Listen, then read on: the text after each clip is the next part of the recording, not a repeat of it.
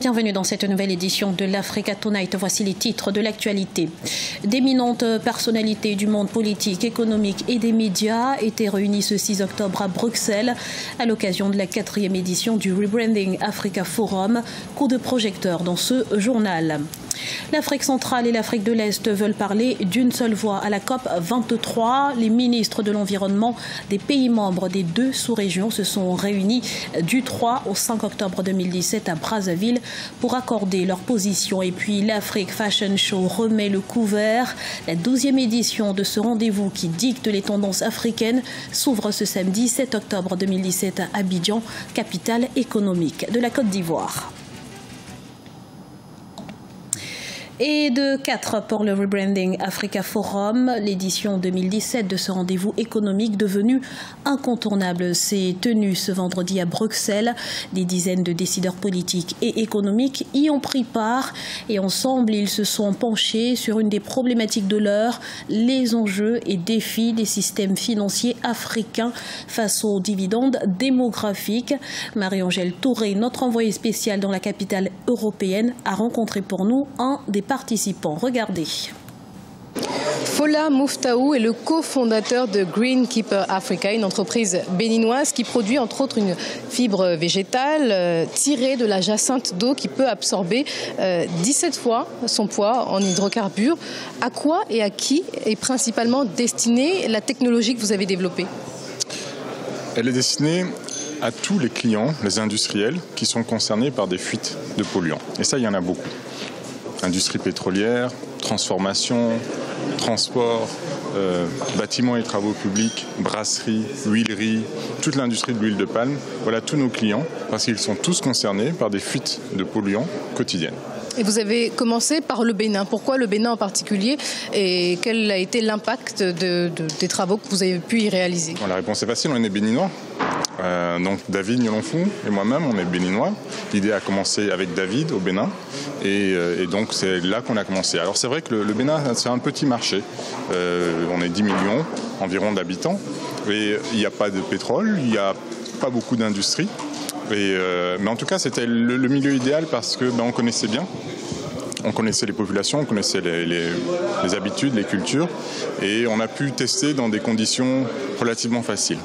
Ce qui nous permet maintenant, avec l'expérience qu'on a bâtie, de se propulser vers d'autres marchés, plus grands, plus compliqués, mais du coup on est un peu renforcé par l'expérience qu'on a depuis 3 ans. Donc justement, vous anticipez la question suivante, est-ce que vous comptez vous étendre dans d'autres pays? Si oui, lesquels et pourquoi les avoir ciblés?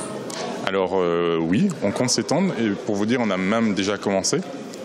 On travaille par exemple avec la Côte d'Ivoire, on travaille avec le Gabon, on a de très bons contacts au Gabon, avec des industriels qui nous ont contactés parce que notre produit les intéressait et nous on était intéressés par ces clients-là.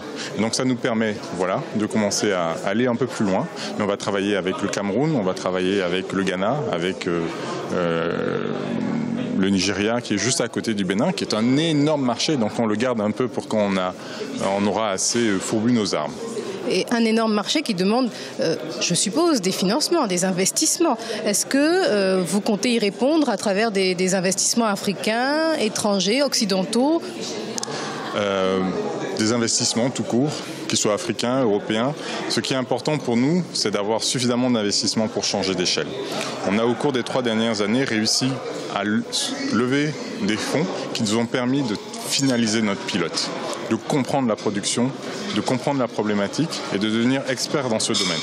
Aujourd'hui, si on veut pouvoir atteindre les marchés africains, avoir avec nous des compétences, des ressources en commerce, en production, en recherche, il nous faut plus de moyens. Si on veut occuper la place que l'on souhaite occuper au niveau africain, il nous faut des investissements. Ces investissements, on peut les trouver au Bénin, mais on peut les trouver en Côte d'Ivoire, on peut les retrouver de manière générale sur le marché des fonds d'investissement africains ou sur le marché mondial. Merci à vous, Fola Mouftaou. C'est moi qui vous remercie.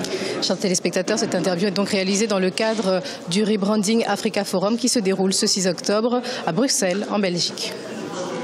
Et comme il est de coutume, plusieurs personnalités ont été distinguées dans le cadre du Rebranding Africa Award et le prix Lifetime Achievement a été décerné au footballeur international Samuel Eto'o, un prix qui récompense une carrière exceptionnelle et souligne l'inestimable contribution de l'homme au développement et à l'émergence du continent. On écoute sa réaction.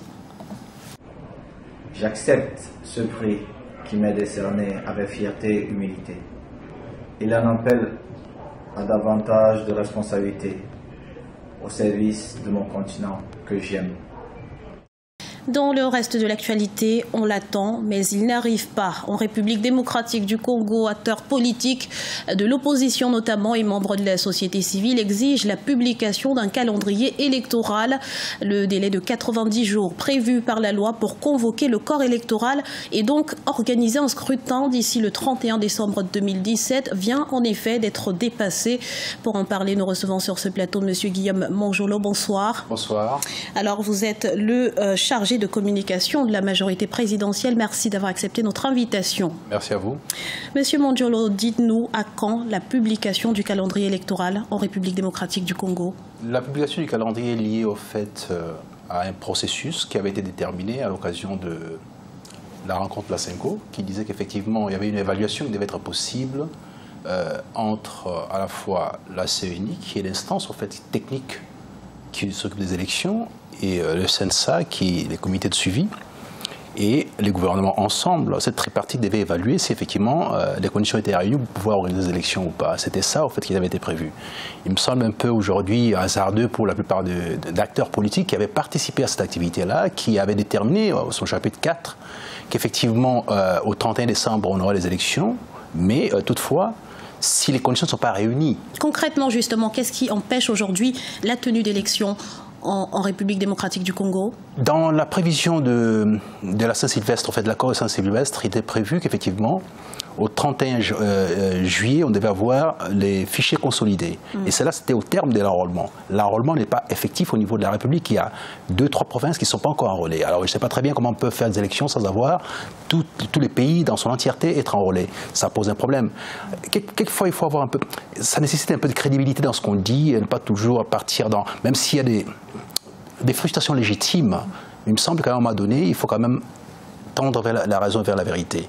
Lorsqu'on est conscient qu'effectivement il y a eu un problème sérieux au niveau de la République, notamment en matière de sécurité, et que l'espace kassaïen n'a pas été enrôlé jusqu'aujourd'hui, prétendre avoir les élections aujourd'hui, c'est malheureux.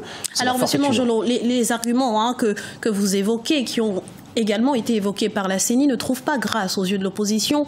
Pour elle, le principal obstacle, c'est le manque de volonté politique. Que répondez-vous? Madame, brasser du vent, c'est très bien, c'est très facile. Cette opposition, elle est où, en fait, exactement? Elle est à Paris? Elle est à Bruxelles? Elle n'est pas sur le terrain? Moi, je viens du terrain. J'étais dans les Kasaï. J'ai vu les souffrances énormes au Kasaï, où il n'y a plus rien. Et je ne sais pas dans quel contexte qu'ont-ils organisé ces élections-là au niveau de l'espace Kasaï, par exemple, où l'autorité était complètement disparue. Justement, M. Monjolo, il y a des violences dans la région du Kasaï, également dans le Tanganyika et également au Nord Kivu, où les groupes armés continuent d'être opérationnels. Comment expliquer l'incapacité des autorités de Kinshasa à rétablir la sécurité dans le pays? Non, attention, il y a des petites niches, des foyers de tension dans l'espace Est et tout ça. Les Kasaï, c'était un contexte particulier, tout à fait différent. Il s'agit de 5 provinces qui avaient été soumises à l'autorité d'une horde sauvage, estampillée comme une ensapo. Ça n'a rien à voir avec ce qui se passe dans la partie Est. Dans la partie Est, on n'a pas eu des gens avec des têtes tranchées matin, midi, soir. Ça n'a jamais existé. On est dans un espace qui couvre plus ou moins 10% de l'électorat national et qui n'a pas été jusque-là très, très bien pacifié. Et par conséquent, les gens ne sont même pas encore enrôlés. Je ne sais pas dans quelle mesure on peut envisager aller aux élections sans pour autant qu'on ait terminé le processus d'enrôlement dans cet espace-là. Donc, dire ça sur le plateau des télévisions internationales, c'est de la forfaiture. Et dire ça au départ d'ici. Comment expliquer, M. Monjolo, l'incapacité des autorités de Kinshasa à rétablir la sécurité? Non, la sécurité a été rétablie dans l'espace Kasaï. Pour l'instant, j'y viens. Moi, j'y viens. Physiquement, j'étais sur place, puisque les chefs d'État avaient organisé, la question qui était posée, c'est par rapport à la sécurité, avaient organisé une sorte espace d'opération spéciale qui a fait qu'au jour d'aujourd'hui, on a rétabli le total de l'État et que par conséquent, le processus a commencé en termes d'enrôlement. Ce qui fait qu'il faut donner le temps au temps. D'ici 2-3 mois, je pense qu'on aura fini avec ces processus dans l'espace Kassaï. Ce qui permettra de pouvoir opérer les exercices normaux au fait des élections. Donc, attendons. Mais en même temps, ça dépend de la CENI. Il ne s'agit pas qu'un politique n'a pas pour vocation de pouvoir déterminer à quel moment doivent se passer les élections. C'est la CENI, l'instance habilitée en regard de notre Constitution, c'est la CENI. Et au jour d'aujourd'hui, en regard du fameux accord, il est recommandé que 3 instances, à la fois les gouvernements, la CENI et le CENSA, puissent ensemble évaluer si c'est possible et à quel moment ça peut être possible. Seulement à ces conditions-là. D'ailleurs, vous verrez très bien que, y compris au niveau des Nations Unies, dernièrement, on ne parle plus du 31 décembre, on parle d'un délai raisonnable. Aucune instance aujourd'hui au plan international sérieuse ne peut encore parler du 31 décembre. Alors, cette forfaiture... C'est-à-dire que pour vous, c'est officiel, il n'y aura pas d'élection d'ici décembre 2017, c'est ce que vous êtes en train de dire. Mais il n'y aura pas d'élection, ça c'est garanti qu'il n'y aura pas d'élection à cette date-là parce que les conditions requises ne sont pas réunies et encore, je répète, l'instance suprême qui s'appelle les Nations Unies a dit à cette date-là, ça ne sera pas possible. Par conséquent, il faut un délai raisonnable. Et donc, on s'aligne tous là derrière ces délais raisonnables. On va y travailler en fonction de toutes les vérités, toutes les réalités pratiques et physiques sur le terrain, de sorte à pouvoir arriver à un terme qui soit convenable pour atteindre l'issue apaisée et des élections qui soient pas de nature à pouvoir provoquer encore beaucoup plus de souffrance. Merci. Merci infiniment, Monsieur Guillaume Manjolo, d'avoir répondu à nos questions. Je rappelle que vous êtes le chargé de communication de la majorité présidentielle en République démocratique du Congo. Dans le reste de l'actualité, les ministres de l'Environnement, de la Communauté économique des États de l'Afrique centrale et ceux de la Communauté d'Afrique de l'Est parleront d'une seule voix à la COP 23, prévue du 6 au 17 novembre 2017 en Allemagne. Ces derniers étaient réunis du 3 au 5 octobre 2017 à Brazzaville pour accorder leur violon. Voyez ce reportage de Deva Panzo, notre correspondant au Congo. Les ministres de l'Environnement, de la Communauté économique des États de l'Afrique centrale et la Communauté de l'Afrique de l'Est ont adopté une position commune dans le but d'accélérer l'opérationnalisation de la Commission climat du bassin du Congo à travers la définition des modalités de mise en œuvre du Fonds bleu. Selon eux, le Fonds bleu du bassin du Congo devrait constituer l'instrument financier du bassin du Congo.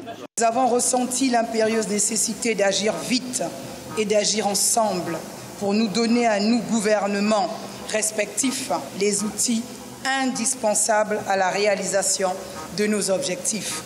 N'oublions pas que l'écologie n'est pas une option, mais une nécessité de survie pour l'espèce humaine. N'oublions pas que nous ne sommes pas les propriétaires de cette terre généreuse, mais seulement ses gardiens. Les ministres de l'Environnement, de la CEEAC et de la Communauté de l'Afrique de l'Est ont relevé l'importance d'un plan d'action global de la Commission climat du bassin du Congo. À la conférence des partis, chaque sous-région doit avoir sa position et c'est ainsi que les 12 pays de la sous-région d'Afrique centrale se sont réunis pour savoir qu'est-ce qu'ils doivent faire prévaloir au niveau de cette COP 23 qui arrive. Cette position ne peut pas se faire si chacun allait de son côté. Les pays de la CEEAC et de la Communauté de l'Afrique de l'Est souhaitent consolider leur engagement en matière de lutte contre les changements climatiques. Notons que le 9 mars 2017 à Oyo, 13 pays avaient signé un mémorandum sur la création du Fonds bleu du bassin du Congo, qui aujourd'hui nécessite un financement pour être opérationnel. Dans un tout autre registre, Abidjan, capitale africaine de la mode, le temps d'un week-end. La 12e édition de l'Afrique Fashion Show s'y ouvre ce samedi 7 octobre 2017. La recette est la même, originalité, chic, glamour et tendance. Immersion avec notre envoyé spécial à Abidjan, Hortense Assaga, et les images d'Ella Djindjaï. La mode est en fête, en effet, pour la 12e édition de l'Afrique Fashion Show dans quelques jours. Une quinzaine de grands créateurs africains ont rendez-vous ici dans la capitale ivoirienne. Initié par Isabelle Hanot, il y a 12 éditions déjà, ce rendez-vous est devenu incontournable. C'est le rendez-vous où l'on voit de nombreux créateurs montrer leur travail, partager leur passion pour la mode. En cette nouvelle édition, des nouveautés bien sûr nourriture au rendez-vous, comme va nous le dire Isabelle Hanot, l'instigatrice de l'Afrique Fashion Show. On l'écoute. On va dire souvent qu'un défilé de mode reste un défilé de mode, mais déjà, on a fait revenir cette année sur le podium vraiment les ténors de la mode. Donc vous aurez au plan national en tout cas des personnes qui, soit depuis longtemps, n'ont pas défilé en Côte d'Ivoire ou encore sur la scène d'Afrique Fashion Show. Donc ils seront tous là. Et puis, on a une petite surprise, si tout se passe bien, on aura quelqu'un qui est parti de la Côte d'Ivoire depuis plusieurs années, un styliste ivoirien depuis plus de 15 ans qu'on veut voir revenir sur la scène. J'espère que ça va créer beaucoup d'émotions également. À l'occasion de cette 12e édition, la mode a également marqué un grand coup avec la naissance de l'Association des Fashion Weeks africaines. De nombreux promoteurs de mode sur le continent se sont réunis ici à Abidjan pour acter de la nécessité de travailler ensemble pour davantage d'inspiration, une meilleure organisation, mais aussi compter et faire compter la mode africaine. Je vous propose d'écouter de nouveau Isabelle Hanot. L'association des Fashion Week africaines part d'un principe tout simple. Ensemble, on est plus fort.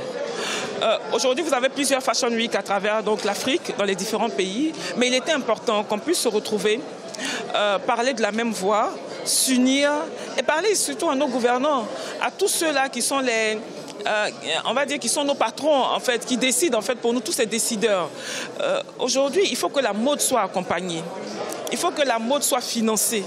15 grands créateurs de renom, dont 70% issus de la Côte d'Ivoire et 30% du reste du continent, de nombreuses surprises. Et puis surtout, une grande fédération d'associations portée sur les fonds baptismaux. C'est ainsi que s'annonce la fête de cette 12e édition de l'Afrique Fashion Show, qui s'annonce grandiose. Je vous propose de nous retrouver dans nos prochaines éditions pour en parler. Ce journal a été réalisé par l'ensemble de la rédaction. Merci pour votre fidélité. Dans un instant, une nouvelle édition de l'information sur Africa 24.